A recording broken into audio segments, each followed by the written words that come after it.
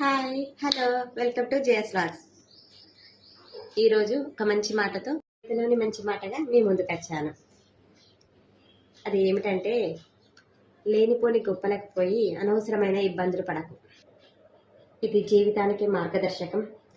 ఇది కేవలం సలహా మాత్రమే కాదు, జీవిత విజయానికి మార్గదర్శక సూత్రం. మన జీవితం సరళంగా నిజాయితీగా గడిపితే అదే మన జీవితానికి సంతోషం మరియు ప్రశాంతతకు కారణమవుతుంది. ఇది జీవితంలో ఎన్నోసార్లు సరైన మార్గాన్ని మనకి చూపిస్తూ ఉంటుంది.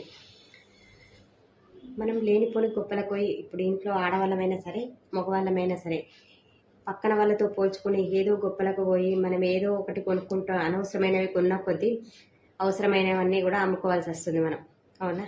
అందుకే ఏదైనా సరే ఒకటికి 4 సార్లు ఆలోచించుకొని మనం ఏ పని చేసినా సరే, మన ఆలోచన విధానంలో అయినా సరే ఒకటికి 4 సార్లు ఆలోచించుకోండి, అది కరెక్టేనా కాదా, అలా ఆలోచించండి. అలా ఆలోచించినప్పుడు మనకి ఎన్నో రకాల, ఇది కరెక్టా కాదా అన్న విషయంలో మనకి ఎన్నో రకాల సందేహాలు అందులో వస్తూ ఉంటాయి, అవునా?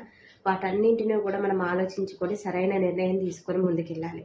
లేకపోతే అప్పుడు వచ్చే సమస్య మనకి ఆ క్షణం మాత్రమే కాదు, మనకు జీవితంలో ముందుకెళ్ళడానికి కూడా ఇబ్బంది అయ్యే విధంగా మనకు అవుతుంది.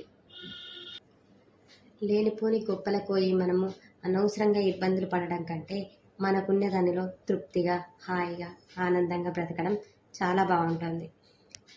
ఎవరి కోసమో ఎవరో ఏదో చేస్తున్నారని మనం చేయడం కంటే మనకి ఎందులో అయితే సంతోషం ఉంటుందో అది చేయడంలో చాలా అంటే చాలా ఆనందంగా ఉంటుంది.